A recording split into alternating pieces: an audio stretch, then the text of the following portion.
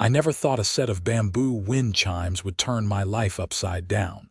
But here I was, standing in my driveway at 6 in the morning, staring at a bright orange violation notice taped to my mailbox.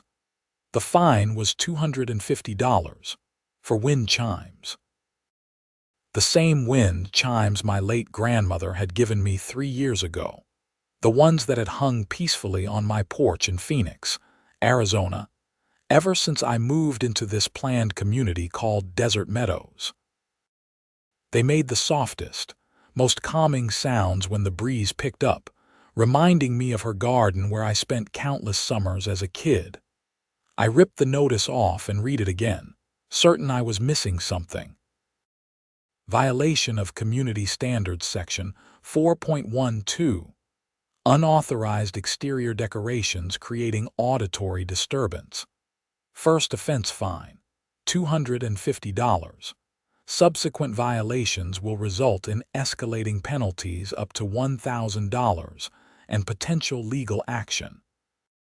My name is Zachary Zander, and I had lived in this cookie-cutter neighborhood for exactly 3 years without a single problem.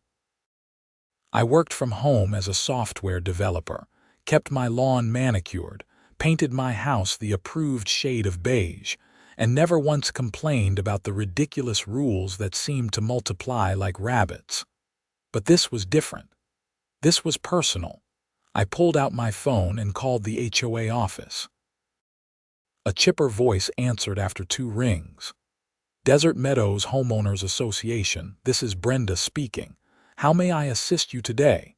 Yeah, hi. I just found a violation notice on my mailbox about wind chimes. I have had these wind chimes for 3 years. Why am I suddenly being fined? Let me pull up your account. Can I have your address, please? I gave her the information and waited, listening to hold music that sounded like it was recorded in 1987. Ah, yes, Mr. Zander. I see the violation here.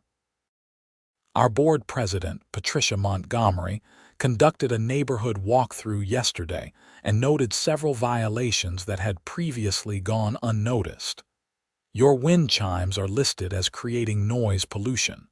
Noise pollution. They are bamboo wind chimes. They barely make any sound. I understand your frustration, sir, but the rules clearly state that any exterior decoration must be approved by the board in writing before installation. Did you submit an application for your wind chimes 3 years ago? No, nobody told me I needed to. I am sorry, but ignorance of the rules is not an exemption. The fine stands. You can either pay it or request a hearing with the board, which meets on the first Thursday of each month. That would be next week. Fine, I want a hearing. I will put you on the agenda. The meeting starts at 7 p.m. in the community center. Please bring any documentation you feel is relevant to your case. I hung up and looked at the wind chimes hanging innocently from my porch beam. They swayed slightly in the morning breeze, producing a gentle tinkling sound that had always brought me peace. Now they were apparently criminal contraband worthy of a $250 fine. The next week dragged by. I did my research, printed out copies of my HOA agreement from when I purchased the house, and highlighted every section that seemed relevant. Nowhere in my original documentation did it mention wind chimes specifically. The closest thing was a vague clause about maintaining community aesthetics and preventing excessive noise. Thursday evening arrived, and I drove the half-mile to the community center, a bland stucco building painted the same boring beige as everything else in Desert Meadows. Inside, about 15 other homeowners sat in plastic chairs facing a long table where 5 board members sat like judges presiding over some petty court. Patricia Montgomery sat in the center, a woman in her mid-50s with severely cut blonde hair and the kind of tight smile that never reached her eyes. She wore a navy blazer over a white blouse and had a stack of papers in front of her that she kept rearranging obsessively. To her right, sat the treasurer, a bald man named Gerald who looked like he would rather be anywhere else. To her left was the secretary, a younger woman frantically typing on a laptop. "Let us call this meeting to order," Patricia announced, banging a gavel that seemed entirely too dramatic for an HOA meeting. "We have several items on the agenda tonight, including multiple violation hearings. First up, we have Zachary Zander regarding unauthorized exterior decorations, specifically wind chimes." I stood up and walked to a small podium facing the board. About half the other residents were looking at their phones, clearly bored already. "Mr. Zander, you requested this hearing to contest your fine. You have 5 minutes to make your case." "Thank you. I have lived here for 3 years with these wind chimes and nobody has ever complained. They are not loud. They are made of bamboo and they were a gift from my late grandmother. The original HOA documents I received when I purchased my home do not specifically prohibit wind chimes, and the noise clause mentions excessive noise, which these do not produce. I would like the fine waived and permission to keep them." Patricia did not even look up from her papers. "Mr. Zander, the community standards were updated 18 months ago. All residents received email notification.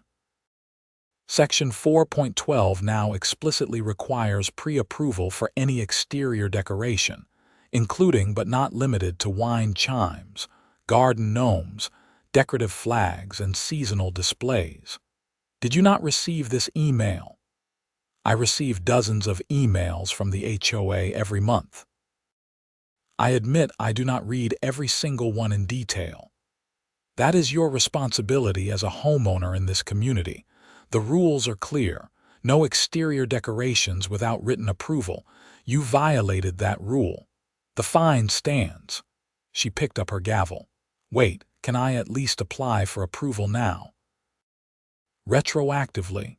Patricia sighed dramatically, as if I had just asked her to climb Mount Everest. "You may submit an application, but I can tell you right now it will be denied. Wind chimes create noise that disturbs other residents. We have a responsibility to maintain peace and quiet in our community. Has anyone actually complained about my wind chimes? That is not relevant. We are being proactive in maintaining standards. So nobody complained. You just decided on your own that my grandmother's wind chimes are a problem." Patricia's face tightened. "Mr. Zander, I suggest you watch your tone. This board has the authority to levy fines and even place liens on properties for continued violations. Pay your fine and remove the wind chimes, or the penalties will escalate. Next case." I stood there, stunned, as she literally dismissed me and called the next person. The woman sitting behind me touched my arm sympathetically as I walked back to my seat, but I was too angry to acknowledge it. I sat through 3 more violation hearings, each one more ridiculous than the last. Someone got fined for having the wrong shade of brown mulch in their flower bed. Another person was cited for parking their car on the street overnight when their garage was being repaired. An elderly man was fined because his mailbox post was half an inch shorter than regulation height after someone hit it with their car. Patricia presided over it all with the same cold efficiency, denying every appeal, upholding every fine. I realized this was not about community standards. This was about power and control. After the meeting, I went home and sat on my porch, listening to my grandmother's wind chimes. They made their gentle music, and I felt my blood pressure starting to normalize. These chimes had been my meditation, my way of connecting with happier memories. I spent at least 30 minutes every morning just sitting here, breathing, listening, letting the stress of work and life fade away. That is when the idea hit me. If my wind chimes helped me relax, maybe they could help other people too. And if I was running a legitimate business from my home, The HOA rules might be different. I spent the next 3 hours researching home-based businesses, meditation practices, and most importantly, the Desert Meadows HOA bylaws regarding commercial activity. Buried in Section 12, I found it. Home-based businesses were permitted as long as they did not create excessive traffic, did not require exterior signage without approval, and did not violate any zoning laws. Most importantly, equipment and materials necessary for the operation of an approved home business are exempt from exterior decoration restrictions. I grinned for the first time in a week. If my wind chimes were necessary equipment for a meditation business, Patricia could not touch them. The next morning, I filed for a business license with the city of Phoenix. I created an LLC called Serenity Sound Meditation, registered a domain name, and built a simple website offering outdoor meditation sessions in a peaceful, natural environment enhanced by therapeutic sound elements. I even got certified as a meditation instructor through an online course that took me 2 weeks to complete. It was not about taking shortcuts. I genuinely wanted to learn proper techniques. Then I submitted my home business application to the HOA, complete with my business license, insurance documentation, and a detailed description of my services. I kept it vague enough to be approved but specific enough to cover my wind chimes. 2 weeks later, I received a letter from the HOA. My home business application had been approved with conditions. No more than 4 clients at a time, no sessions after 8 p.m., and adequate parking must be provided. I had round one. I kept my day job as a software developer, but started offering meditation sessions on weekends and some evenings. I charged $40 per person for a 1-hour session, which included guided meditation on my back patio surrounded by wind chimes. I had bought 20 more sets of wind chimes in different materials: bamboo, metal, ceramic, glass. They hung from my porch, from stands in my yard, from hooks on my fence. The effect was beautiful, a symphony of gentle sounds that really did create a peaceful atmosphere. My first clients were 3 women from my neighborhood who had seen my website. They showed up on a Saturday morning, curious and a little skeptical. I led them through breathing exercises, guided visualization, and taught them to focus on the sounds of the wind chimes as a form of mindfulness meditation. By the end of the hour, all 3 were completely relaxed, and 2 of them booked recurring weekly sessions. Word spread quickly. Within a month, I was hosting sessions 5 times a week, sometimes with the full 4 clients, sometimes with just 1 or 2. People from all over Phoenix started coming to my house for meditation. I made about $1,600 that first month, which was decent side income. But more importantly, I loved it. Helping people relax, teaching them techniques that genuinely improved their mental health. It was fulfilling in a way that writing code had never been. Patricia noticed, of course. She lived 4 houses down, and there was no way she missed the increased traffic.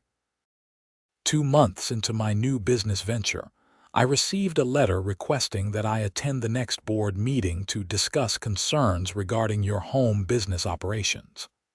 I showed up to the meeting with my documentation folder and a calm demeanor. I had been practicing what I preached, after all.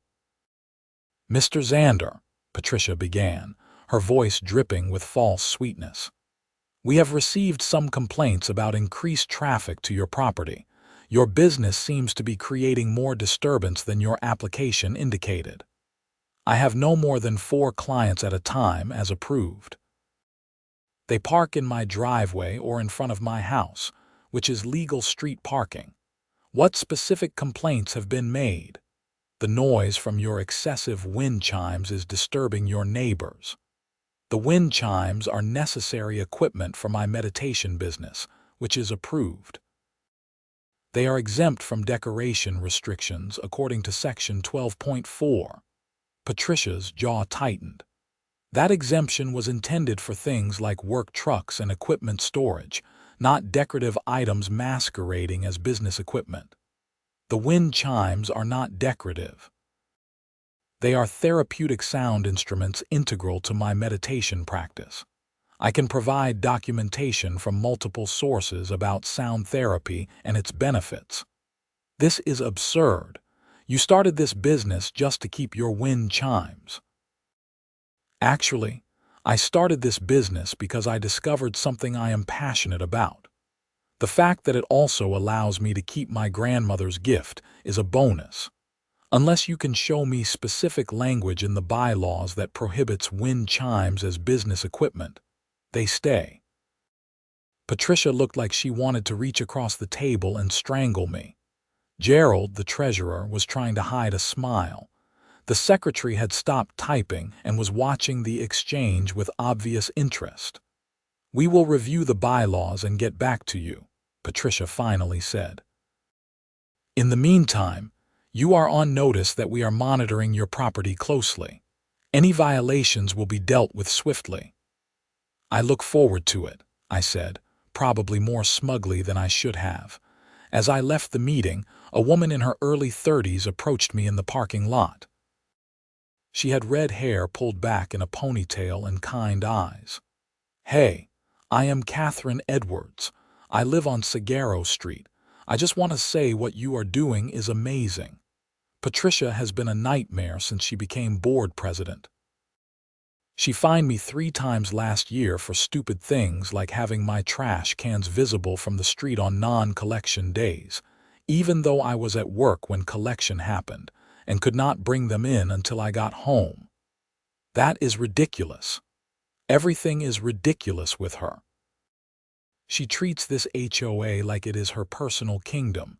Most of us are afraid to push back because she will just make our lives miserable." "Well, I am not afraid of her." Catherine smiled. "I noticed. Good luck. If you need support from other homeowners, let me know. There are more of us who are fed up than you might think."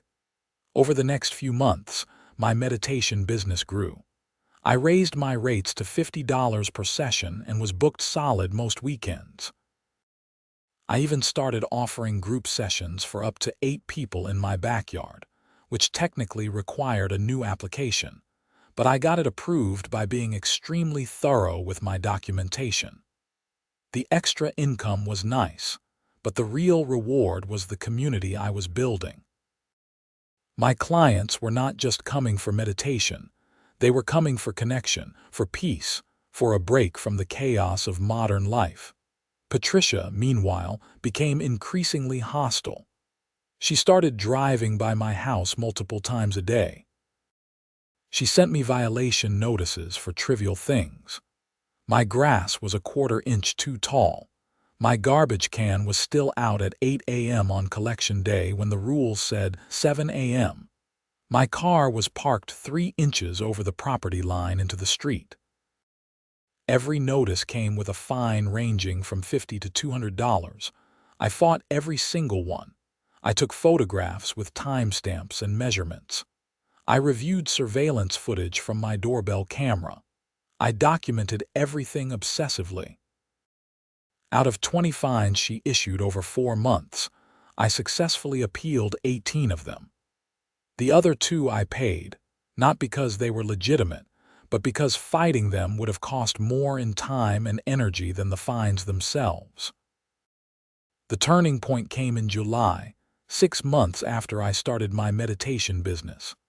I was hosting a Saturday morning session with 4 clients when Patricia showed up at my front door, banging loudly enough to disrupt our practice. I excused myself and answered the door. "Patricia, what can I do for you? I need to inspect your property for code violations. You have the legal right to enter my property without permission. As HOA board president, I have the authority to inspect any property in the community. Actually, according to Arizona state law, you need either my permission or a warrant. You have neither. Please leave." I am not leaving until I inspect your backyard. I have received complaints about the number of wind chimes creating a hazardous situation. From who? That information is confidential. So you made it up. Leave my property now or I will call the police. Patricia's face turned red. You are making a huge mistake, Mr. Zander. This board has the power to place liens on your home to foreclose if necessary. Do not threaten me. I am not threatening you. I am informing you of the law. You have 10 seconds to leave before I call the police. She stood there glaring at me for a few more seconds, then turned and stormed off. I watched her get in her white Lexus and speed away, probably going 10 miles over the neighborhood limit. I went back to my clients, apologized for the interruption, and we completed our session. But I could not shake the feeling that this was escalating into something more serious. That evening, I received an email from the HOA with an attachment. It was a notice of emergency board action.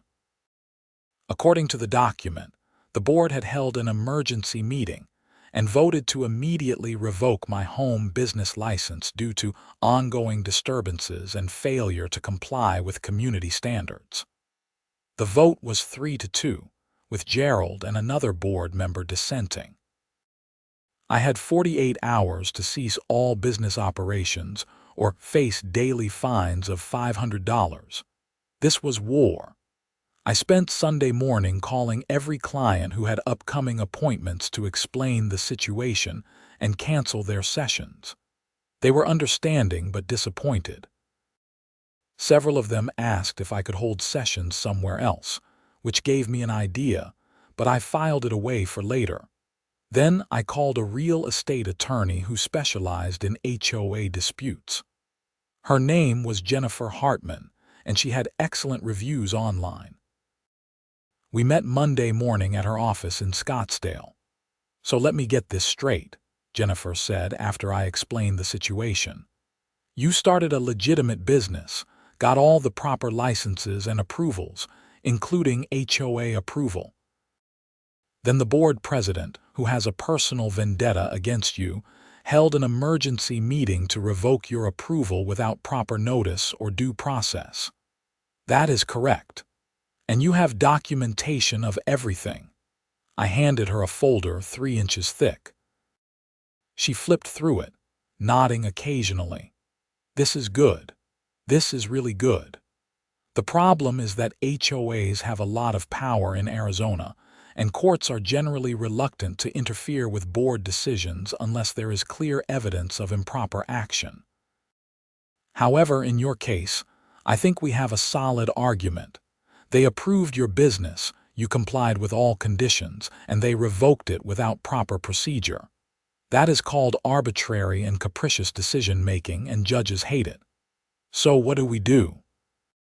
First, I send them a letter demanding they reverse their decision and follow proper procedure if they want to revoke your license. That means a hearing with advance notice, an opportunity for you to present your case, and a vote by the full board, not just an emergency session. Second, if they refuse, we file a lawsuit for injunctive relief and possibly damages for lost income. How much will this cost me? I charge $250 an hour. This could run you $5,000 to $10,000 if it goes to court. However, if we win, we can potentially recover attorney fees from the HOA, which means all the homeowners would be paying for Patricia's vendetta through their HOA dues. That might get other residents on your side. Do it. Send the letter. Jennifer drafted a detailed demand letter citing multiple violations of both the HOA's own bylaws and Arizona state law. She sent it via certified mail and email to ensure there was no question they received it. The response came 2 days later. Patricia, writing on behalf of the board, refused to reverse the decision. She claimed that the business was causing significant disturbance to the community and that the board had acted within its authority. We filed the lawsuit the next day. I had never sued anyone before, and the process was more complicated than I expected. There were forms to fill out, filing fees to pay, and then we had to serve the HOA with the lawsuit, which meant hiring a process server. The whole thing felt surreal, but something else was happening. Catherine Edwards, the woman who had approached me after that board meeting months ago, had been busy. She had been talking to other homeowners, collecting stories of Patricia's abuses of power, and building support for a movement to recall her from the board. One evening, Catherine knocked on my door with a clipboard. "I have signatures from 47 homeowners calling for a special meeting to recall Patricia. We only need 30 to force a vote. Want to make it 48? Absolutely." I signed with enthusiasm. "This has been building for years," Catherine explained. "Patricia has fined nearly every homeowner in this community at least once. She plays favorites, targets people she does not like, and treats the HOA like her personal fiefdom. Your lawsuit gave people courage to stand up to her." "When is the special meeting?" 2 weeks from tomorrow. Be there. This is going to get ugly." The next 2 weeks were tense. I continued my day job but could not focus. I kept checking my email for updates from Jennifer, monitoring the lawsuit's progress. We had a hearing scheduled for preliminary injunction, which would allow me to resume my business while the lawsuit was pending, but that was still 3 weeks away. The special recall meeting was held on a Tuesday evening. The community center was packed with at least 80 homeowners, way more than usually attended these things. The air was electric with tension. Patricia sat at her usual spot at the board table, her face a mask of barely controlled rage. Gerald and the other board members looked uncomfortable. Catherine stood at the podium with her clipboard. "I am calling this special meeting to order. According to Desert Meadows HOA Bylaws Section 8.7, any board member may be recalled by a 2/3 vote of homeowners present at a special meeting, provided that at least 30 homeowners sign a petition calling for such a meeting. We have 48 signatures. I move that we hold a recall vote for Board President Patricia Montgomery." "This is ridiculous," Patricia interrupted. "This meeting is not being run properly. As board president, I should be presiding." "You cannot preside over your own recall hearing," Catherine shot back. "That is a clear conflict of interest. Gerald, as vice president, should be presiding." Gerald looked like he wanted to be anywhere else, but he nodded. "She is right, Patricia. I will take over from here." Patricia slammed her hand on the table but did not argue further. Gerald cleared his throat. "Okay, so we need someone to explain the grounds for recall." Catherine pulled out a document that was even thicker than the one I had given my attorney. "Where do I start?" "In the past 2 years, Patricia has issued over 300 violation notices to homeowners in this community. The average before she became president was about 40 per year. She has selectively enforced rules against people she perceives as her enemies while ignoring identical violations by her friends. She has held emergency board meetings without proper notice, denied appeals without proper hearings, and used her position to harass and intimidate homeowners. I have statements from 23 homeowners documenting specific instances of abuse of power. She spent the next 30 minutes reading examples. A single mother fined for having a child's bike visible in her front yard. An elderly veteran fined for displaying an American flag that was supposedly the wrong size. A family fined for having guests park on the street during a birthday party. The list went on and on. Patricia's defense was weak. She claimed she was just enforcing the rules, that previous boards had been too lax, that she was trying to protect property values. But the anger in the room was palpable. These were not just my grievances, they were the collective frustrations of an entire community. When it came time to vote, Gerald distributed ballots. The vote was not even close. 72 voted to recall Patricia. 8 voted to keep her, probably her friends and family. She was out. Patricia stood up, her face white with fury. "You are all making a huge mistake. This community is going to fall apart without proper leadership. Property values will plummet. But that is not my problem anymore. Good luck dealing with people like him." She pointed at me. "He does not care about this community. He just wants to do whatever he wants regardless of the rules." She grabbed her papers and stormed out of the community center. Nobody tried to stop her.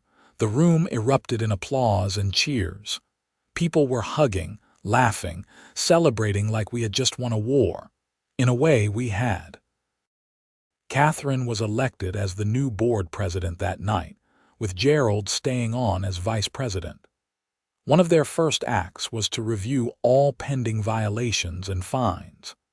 They dismissed my case entirely and reversed about 60% of the fines Patricia had issued in the previous 6 months.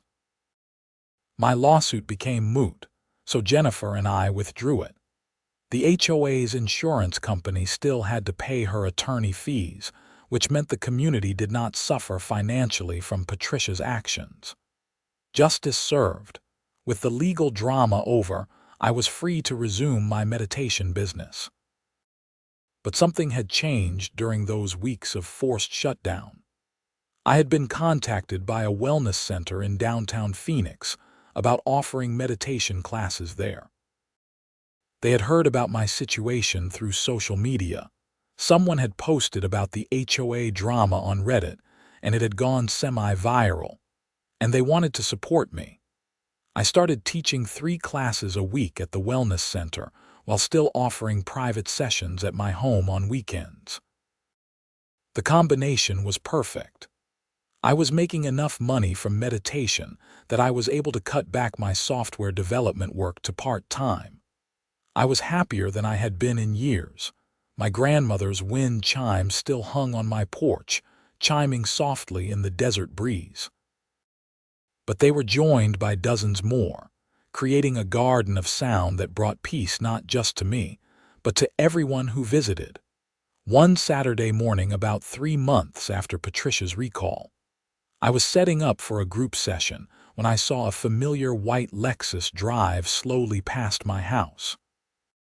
Patricia stared at my yard full of wind chimes, at the 4 clients arriving for their session, at the thriving business she had tried so hard to destroy. I waved. She did not wave back, just drove away. Catherine later told me that Patricia and her husband had put their house up for sale and were moving to Sun City, a retirement community with even stricter HOA rules. Maybe she would be happier there, surrounded by people who shared her obsession with conformity and control. Or maybe she would make everyone there miserable too. Not my problem anymore. The meditation business continued to grow. I hired 2 other instructors to help with the increased demand, and eventually formed a partnership with 3 other wellness centers around the Phoenix metro area. What started as a petty revenge plan against an overzealous HOA president had become a legitimate career that brought genuine good into people's lives. I still worked as a software developer, but only 20 hours a week. The rest of my time was devoted to meditation, to teaching, to building a community of people who valued peace and mindfulness over arbitrary rules and petty power plays. One of my regular clients, an older woman named Dorothy, summed it up perfectly one day. "You know what I love about coming here? It is not just the meditation, though that is wonderful. It is knowing that this place exists because you refuse to let someone take away something that mattered to you. That is inspiring. That makes the peace I find here even more meaningful." She was right. The wind chimes were more than just instruments for meditation. They were a symbol of resistance against petty tyranny, a reminder that sometimes the smallest acts of defiance can lead to profound change. The Desert Meadows HOA under Catherine's leadership became much more reasonable. She instituted a policy requiring board approval for any fine over $50, created an appeals process with actual teeth, and started a community garden where residents could grow vegetables and flowers together. Property values did not plummet like Patricia predicted. They actually increased because people wanted to live in a neighborhood with a reasonable HOA rather than a dictatorship. I became friendly with several board members and even considered running for a position myself, though I ultimately decided I was happier as a regular homeowner without the responsibilities of governance. I attended meetings occasionally, mostly to support Catherine and to make sure the board stayed accountable to the community. The story of my wind chimes and the meditation business spread beyond Phoenix. A journalist from a regional magazine wrote an article about HOA overreach using my experience as a case study. I did a few podcast interviews talking about mindfulness and standing up to institutional bullying. Several people from other states reached out asking for advice on fighting their own HOA battles. I always told them the same thing.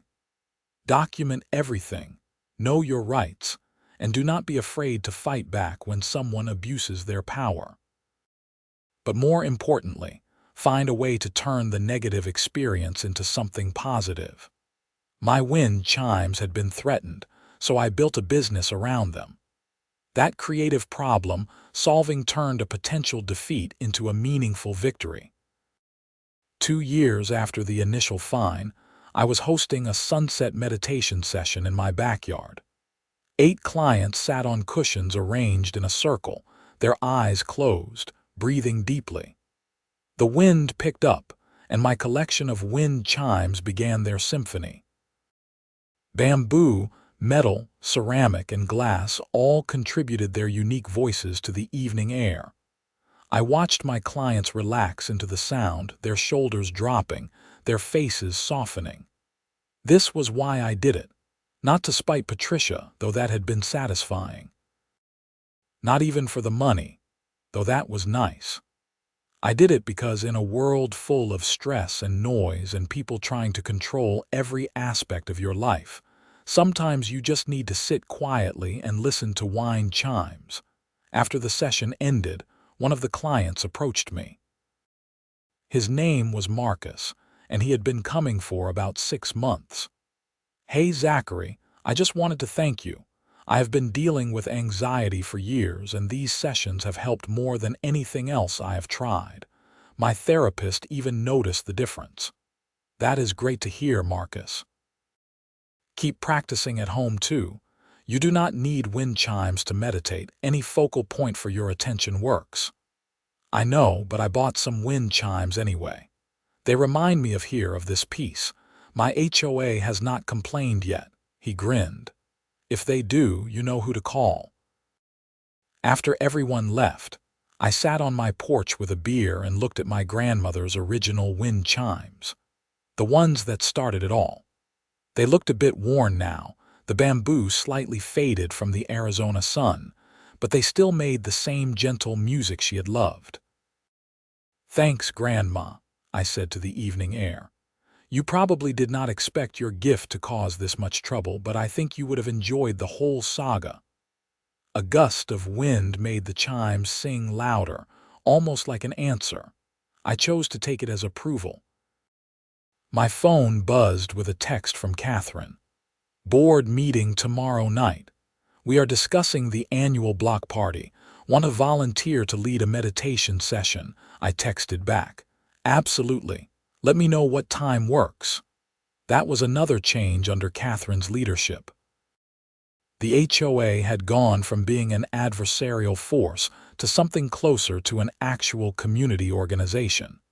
We had potlucks, movie nights in the park, and holiday celebrations. People actually knew their neighbors now. It turned out that when you stopped treating residents like subjects who needed to be controlled and started treating them like human beings, good things happened. The next evening, I attended the board meeting. which was much more casual than the formal proceedings under Patricia's reign. We sat around a conference table with coffee and cookies, discussing ideas for the block party like friends planning a gathering rather than bureaucrats enforcing regulations.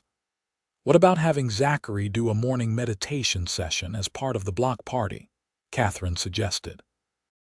We could set up in the park, people could bring their own mats or chairs, just a nice community mindfulness session.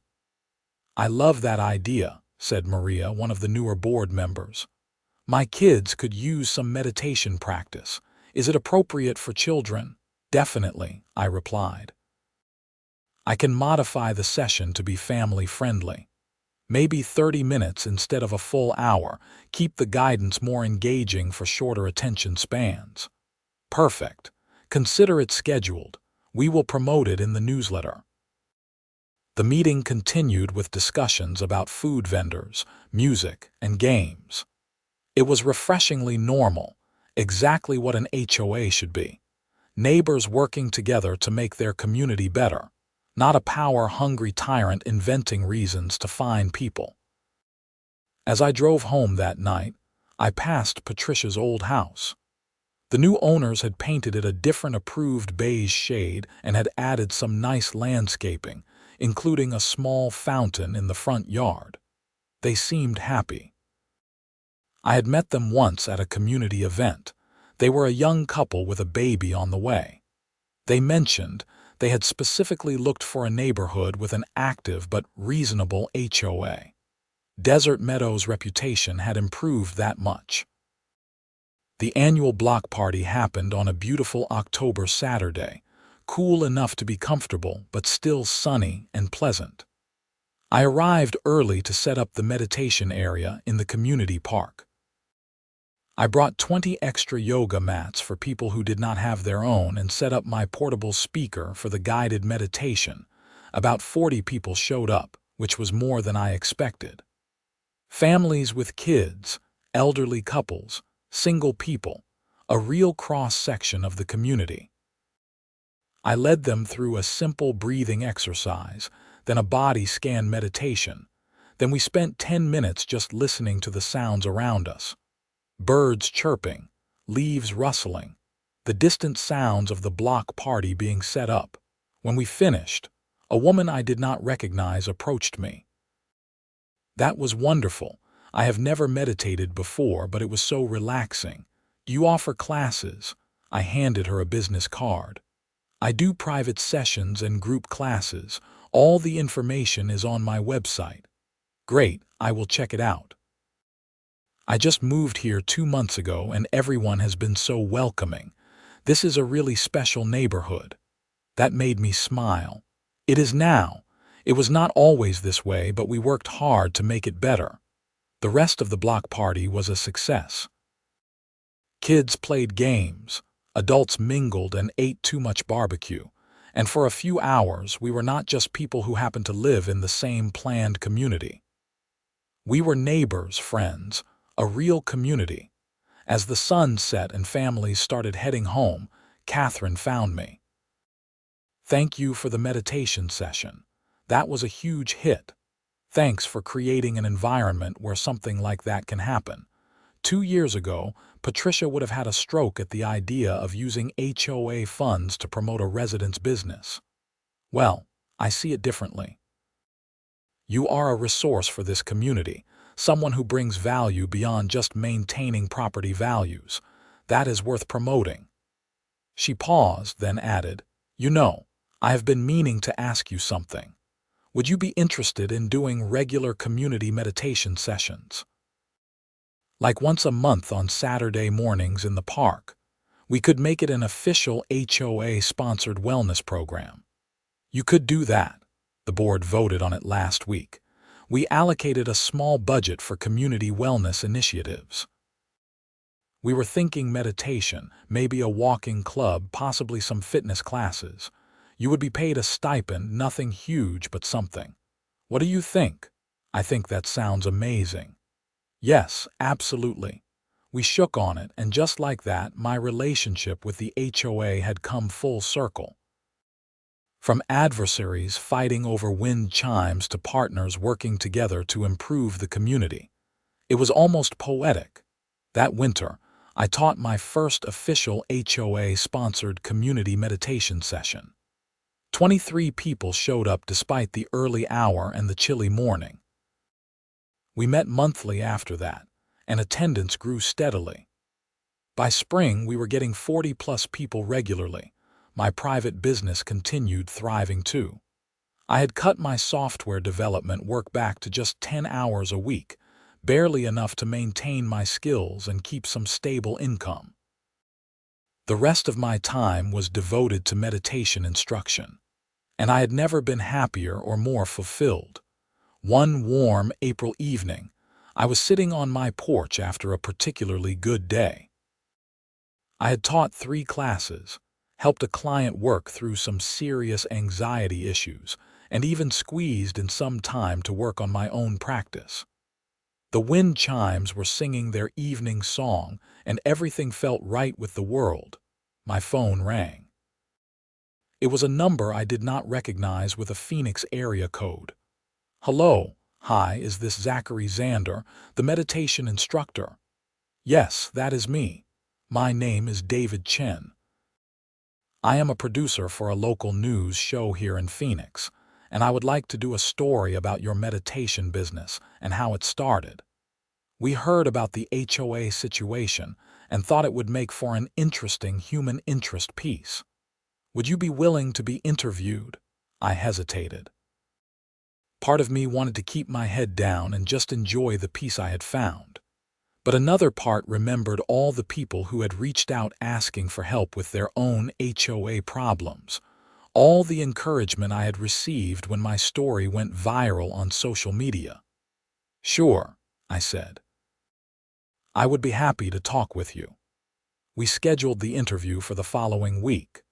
The news crew came to my house, filmed me teaching a session, interviewed several of my clients, and even got Catherine to talk about the changes in the HOA since Patricia's recall.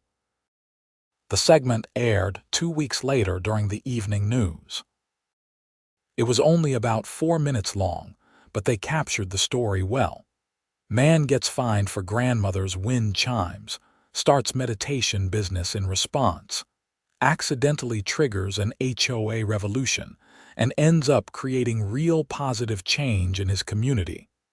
The response was overwhelming. My website got over 10,000 views in the next 48 hours. I received hundreds of emails from people thanking me for standing up to HOA tyranny, asking for meditation advice, or just sharing their own stories of dealing with unreasonable community associations. I also got 3 death threats from people who thought I was destroying property values and undermining the important work of HOAs. I reported those to the police, who said they would follow up but probably could not do much unless the threats became more specific or credible. Welcome to the internet, I guess. The increased publicity led to more business opportunities. 2 more wellness centers wanted to partner with me. A yoga studio in Tempe asked me to teach weekly classes. A corporate wellness company contacted me about doing meditation sessions for their employees. I had to start turning things down because there were not enough hours in the week. I hired 2 more instructors and officially established Serenity Sound Meditation as a real company with employees, payroll, and all the complicated adult business stuff I had been avoiding. My accountant was thrilled. My stress level increased slightly, but the meditation practice I had developed helped me manage it. Through it all, my grandmother's wind chimes hung on my porch, weathering and aging but still functional, still making their gentle music. They had become something of a local landmark. People who came for sessions would often take photos with them, posting on social media about the wind chimes that started it all. I thought about buying newer, better wind chimes to replace them, but that felt wrong. These specific chimes, with their worn bamboo and slightly off-key notes, were special because of what they represented. They were a connection to my grandmother, a reminder of how arbitrary rules can lead to unexpected consequences, and a symbol of what happens when you refuse to let petty tyrants control your life. On the 2-year anniversary of that first fine, I held a special meditation session at my house. I invited everyone who had been part of the journey: Catherine and the board members who supported the changes, Jennifer, my attorney, clients who had been with me from the beginning, and even some of the homeowners who had signed the recall petition. We filled my backyard with about 30 people, way more than the HOA technically allowed for a home business, but Catherine gave me a one-time special exception. We meditated together as the sun set, surrounded by the sounds of dozens of wind chimes singing in harmony. Afterwards, we had a potluck dinner. People shared stories about their own experiences with the HOA, both the bad times under Patricia and the improved community under Catherine's leadership. Someone suggested we should document the whole history for future residents, so they understood why certain changes had been made. "You know what I think is most important about this story," said Gerald, the former treasurer who had stayed on the board through the transition. "It is not just about fighting back against unfair rules.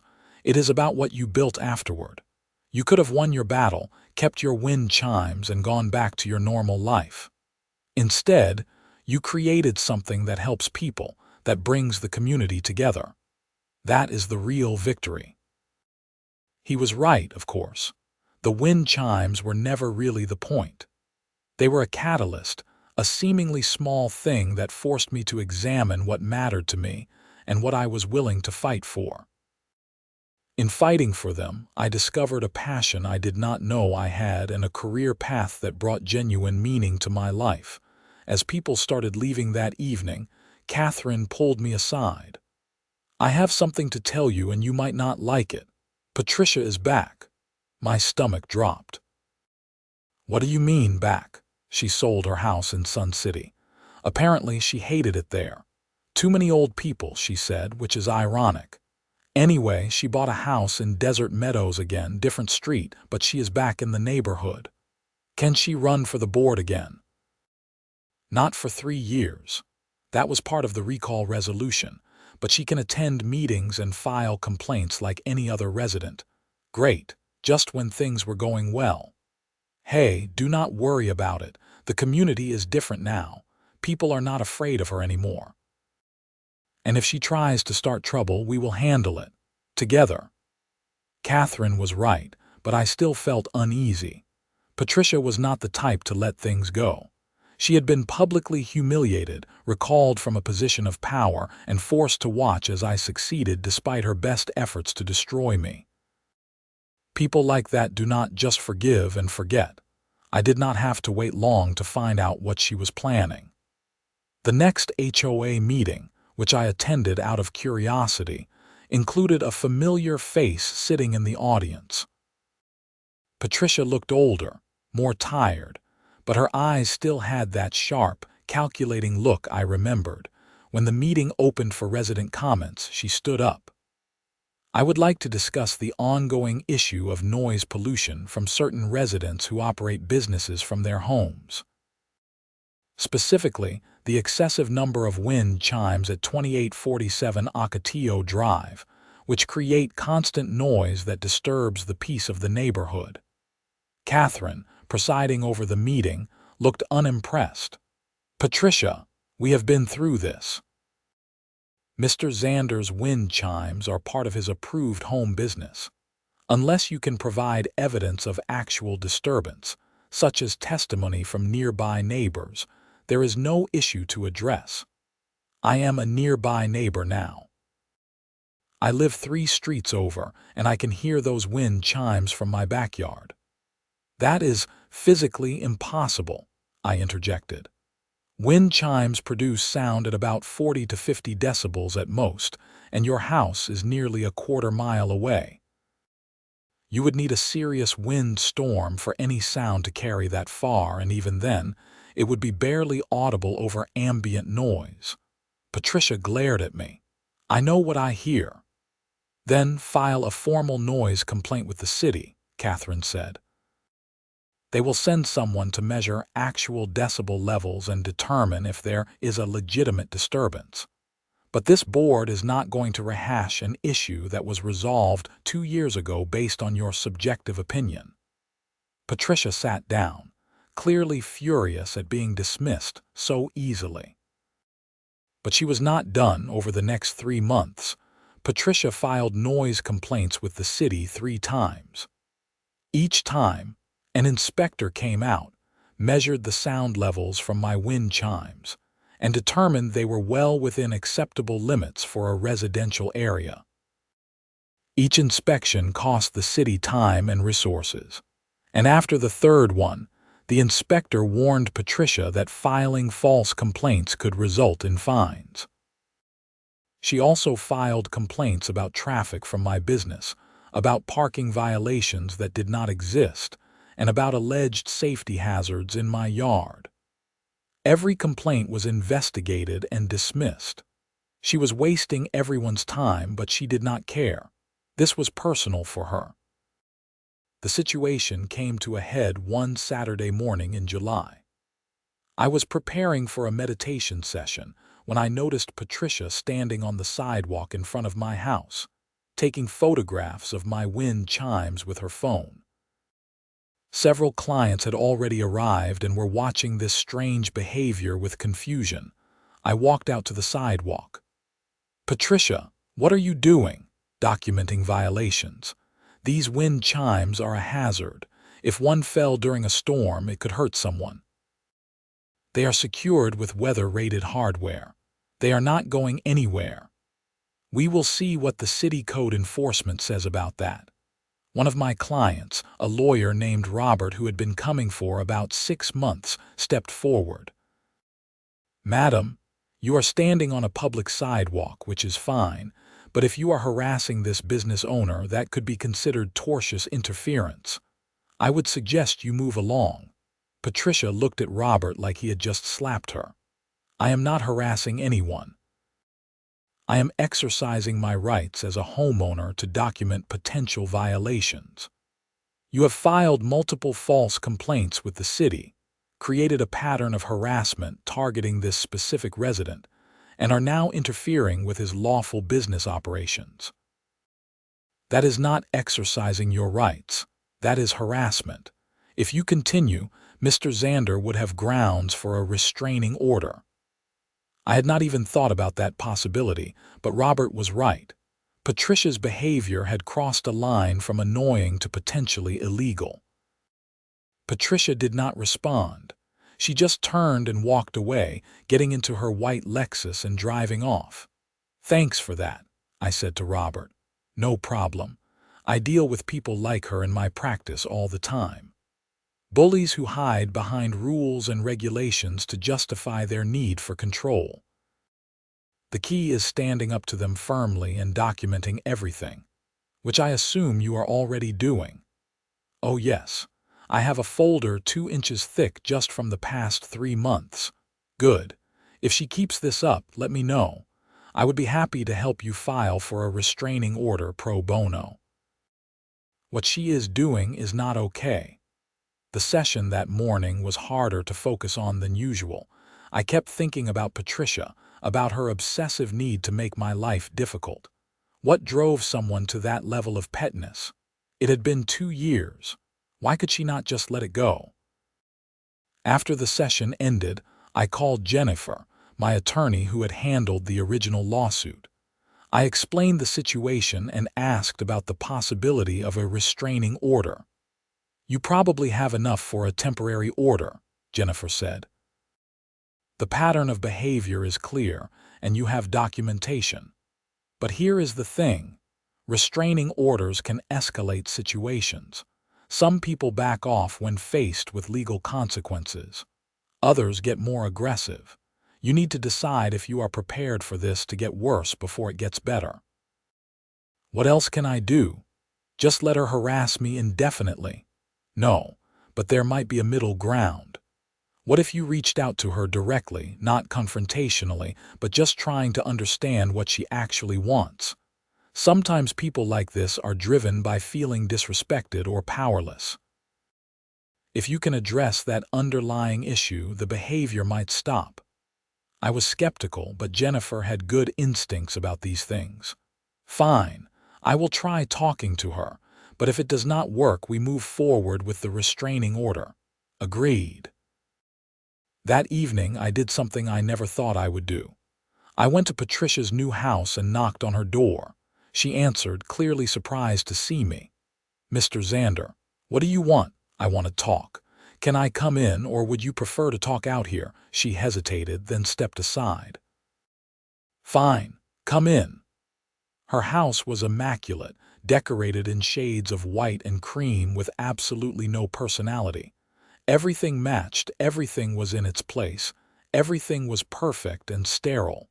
We sat in her living room, an awkward silence hanging between us. "Patricia, I do not understand what you want from me. I won the fight over the wind chimes 2 years ago. You were recalled from the board. It is over. Why do you keep trying to cause problems?" "Because you humiliated me," she said, her voice tight with anger. "I spent 3 years trying to make this community better, to maintain standards, to protect property values. And you turned everyone against me over some stupid wind chimes. You know what that feels like? To have everyone you thought supported you suddenly decide you are the villain." "I did not turn anyone against you. You did that yourself by fining people for ridiculous things and abusing your power." "I was enforcing the rules. That is what a board president is supposed to do." "No, you were using the rules to control people. There is a difference." "Catherine enforces rules too, but she does it fairly and with common sense. That is why people respect her." Patricia looked away, and for a moment I saw something other than anger in her face. It looked like sadness, maybe even loneliness. "After my husband died," she said quietly, "the HOA board was all I had. It gave me purpose, made me feel important. When you fought back, when everyone turned on me, I lost everything. And now you are successful, everyone loves you, and I am just the crazy lady who takes pictures of wind chimes. How is that fair?" I took a deep breath. This was not what I expected. I thought I would find an irrational tyrant, not a lonely widow who had poured her grief into controlling her surroundings. "I am sorry about your husband," I said. "I did not know." "But Patricia, you cannot control other people to fill that void. That is not how any of this works. If you need purpose, there are better ways to find it." "Like what? Starting a meditation business?" Her tone was bitter. "Maybe. Or volunteering somewhere that actually needs help.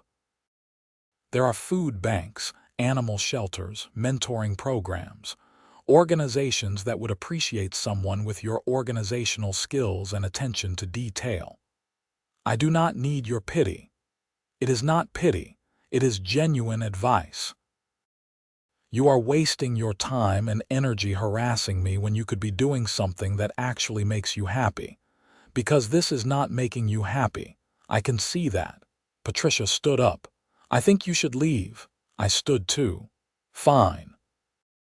But I want you to know, if you keep filing false complaints and harassing my business, I will get a restraining order. I do not want to, but I will protect myself and my livelihood. This has to stop, Patricia. Get out of my house." I left, not sure if the conversation had accomplished anything. But at least I had tried. 2 weeks passed without any new complaints or incidents. I started to hope that maybe, possibly, Patricia had actually listened. Then I got a call from Catherine. "Zachary, we have a problem." Patricia submitted a petition to the board requesting we change the bylaws to ban home-based businesses that create noise or traffic. She got 20 signatures from homeowners. Can she do that? Technically, yes. Any homeowner can petition for a bylaw change. But it requires a vote by the full community, not just the board. We would have to send out ballots to all 347 homes, and it would need a simple majority to pass. Would it pass? I do not think so. Most people like having you here, and there are about 30 other home-based businesses in the community that would also be affected. But it is going to be a fight, and it is going to be ugly. Of course it is. Patricia does not give up. No, she does not. We will schedule a community forum to discuss the proposed change before the vote. That will give you and the other home business owners a chance to make your case. Start preparing. The community forum was scheduled for 3 weeks later. In that time, I reached out to every other home business owner in Desert Meadows. There was a woman who ran a dog grooming service, a man who did custom woodworking, a couple who sold artisanal soaps online, and about 25 others. We formed a coalition and prepared a joint presentation about the economic and social benefits of home-based businesses. We gathered statistics showing that home-based businesses did not negatively impact property values. We collected testimonials from neighbors who liked the services these businesses provided. We pointed out that many people, especially parents with young children and retirees, relied on home business income to make ends meet. The night of the community forum, the community center was packed again. Patricia sat in the front row with her 20 supporters. The rest of the room was filled with home business owners, their supporters, and curious residents who wanted to see what the fuss was about. Catherine opened the meeting by explaining the proposed bylaw change and the process for voting. Then she gave Patricia 15 minutes to present her case. Patricia stood at the podium with a prepared speech. Ladies and gentlemen, I am proposing this change because I believe we need to maintain the residential character of our community. When people buy homes in a planned neighborhood like Desert Meadows, they expect a certain quality of life. They do not expect commercial businesses operating next door, creating traffic, noise, and disturbances. Some of you may be fine with the current situation, but what happens when someone decides to open a daycare center that has 20 kids playing outside all day? Or a repair shop with trucks coming and going? We need limits, clear rules about what is appropriate for a residential community. She continued for several more minutes, making what sounded like reasonable arguments about preserving neighborhood character and preventing future problems. If I did not know better, I might have been convinced. Then it was my turn. I walked to the podium with a stack of documents and a simple message. Everything Patricia said sounds reasonable in theory. But in practice, this proposed bylaw would harm dozens of families who depend on home business income, would eliminate convenient services that many of you use regularly, and would solve a problem that does not actually exist. In the 3 years I have run my meditation business, has anyone here, other than Patricia, complained about noise or traffic? I looked around the room. Nobody raised their hand. That is because I run my business responsibly, as do the other home business owners in this community. We follow the existing rules, we respect our neighbors, and we provide value. The current bylaws already have provisions for addressing problems if they arise. We do not need new restrictions. We just need fair enforcement of existing rules. I spoke for about 10 minutes, then invited other home business owners to share their stories. The dog groomer explained how she helped elderly residents who could not easily travel to commercial grooming services. The woodworker described how his workshop in his garage allowed him to pursue his passion while caring for his disabled wife. One by one, real people with real stories showed why these businesses mattered. By the time we finished, the room's mood had shifted noticeably. Even some of Patricia's supporters looked uncertain. Catherine opened the floor for questions and comments. Most were supportive of home businesses, asking clarifying questions about how existing rules protected residents from potential problems. A few of Patricia's supporters expressed concerns, but they were vague and hypothetical rather than based on actual issues. Then an older man I recognized as living near Patricia's new house stood up. "I would like to say something. I live 2 doors down from Patricia.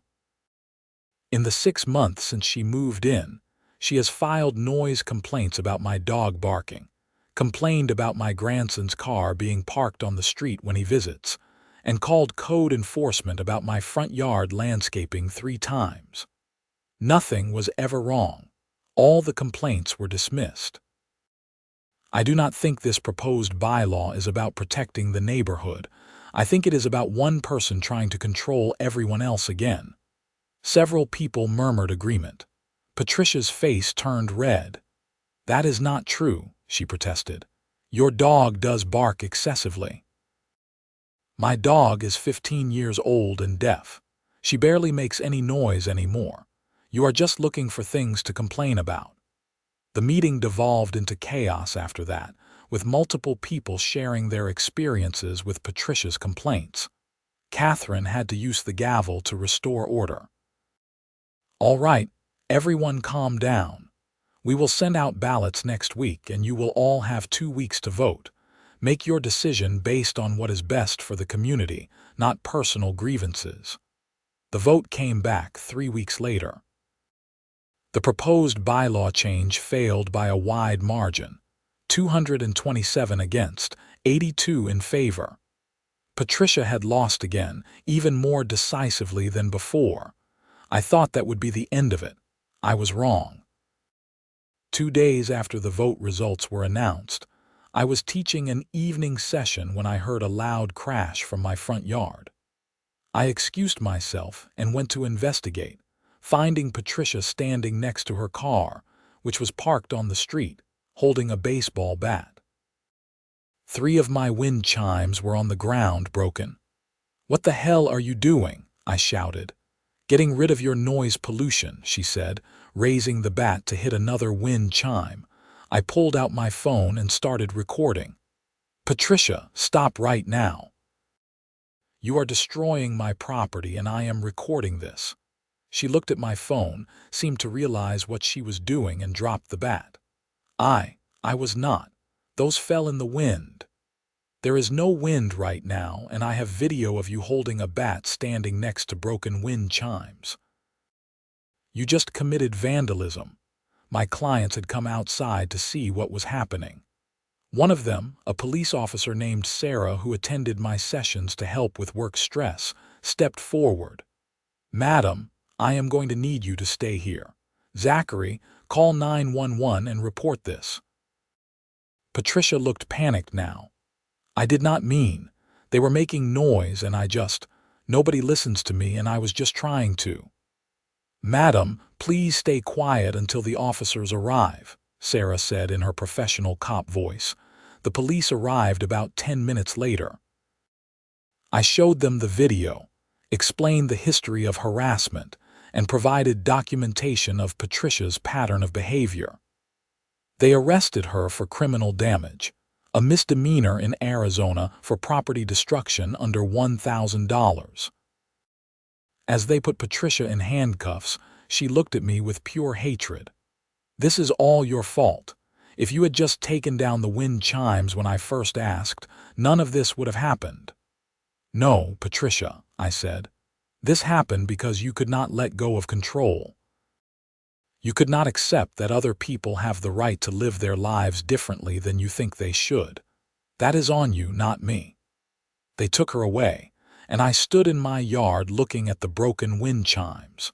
2 of them were beyond repair, but one might be salvageable. Thankfully, my grandmother's original wind chimes were on the porch, untouched. I went back to my clients, apologized for the disruption, and finished the session. But my hands were shaking, and my voice was not as steady as usual. This had been scary, not just because of the property damage, but because of what it represented. Patricia had escalated from petty complaints to actual destruction. What would she have done if I had not interrupted her? Would she have broken all the wind chimes, damaged my house, hurt someone? The next day, Jennifer helped me file for a restraining order, which was granted immediately given the arrest and the documented pattern of harassment. Patricia was prohibited from coming within 100 yards of my home or business, from contacting me directly or indirectly, and from filing any further complaints about my property with any agency. She was also prosecuted for the criminal damage. The court offered her a plea deal, restitution for the destroyed wind chimes, 6 months probation, and mandatory anger management counseling. She took the deal, probably to avoid the possibility of jail time. I wish I could say that was the final resolution, but there was one more chapter to this story. About 3 months after Patricia's arrest, I got a letter in the mail. It was from her, delivered through her lawyer so as not to violate the restraining order. The letter was an apology, sort of. She explained that the anger management counseling had helped her realize she had been dealing with grief and depression by trying to control her environment. She had started therapy and medication. She acknowledged that her behavior toward me had been wrong and that she understood why I had taken legal action. She did not ask for forgiveness or for me to drop the restraining order. She just wanted me to know she was working on herself. I did not respond to the letter. There was nothing to say. I genuinely hoped she got the help she needed, but I also knew that I had done the right thing by protecting myself and my business.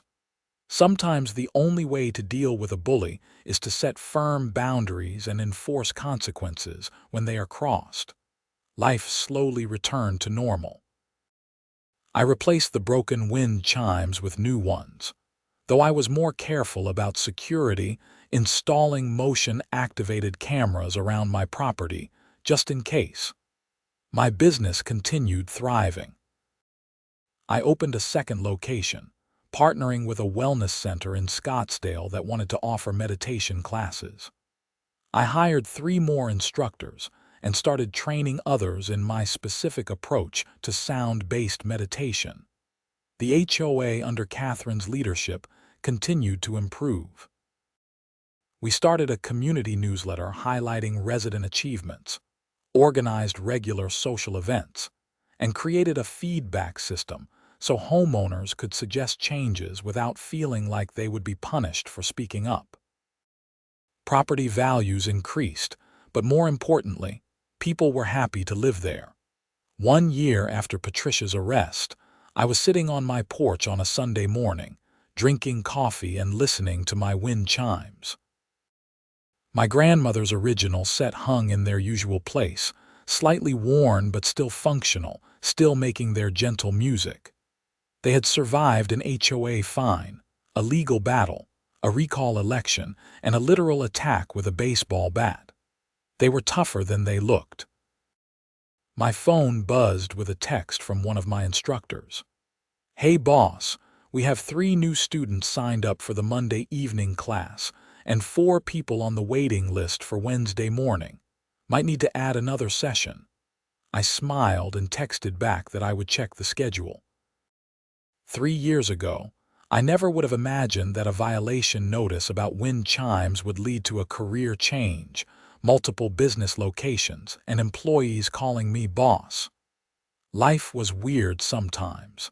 Another text came through, this time from Catherine. "Board meeting Tuesday night. Agenda is light, should be quick. Also, someone nominated you for the Community Service Award. Congrats." A Community Service Award from the HOA that had once fined me $250 for having wind chimes. The irony was not lost on me. I finished my coffee and went inside to start preparing for the week ahead. I had 12 sessions scheduled, a new instructor to train, and a meeting with a potential corporate client who wanted to bring meditation programs to their employees. The life I had built on the foundation of those wind chimes just kept expanding in directions I never could have predicted. The wind picked up outside, and through my open window, I could hear the symphony of wind chimes in my yard singing their song. It was the sound of peace, of resistance, of refusing to let petty tyrants dictate how you live your life. It was the sound of turning something negative into something beautiful and meaningful.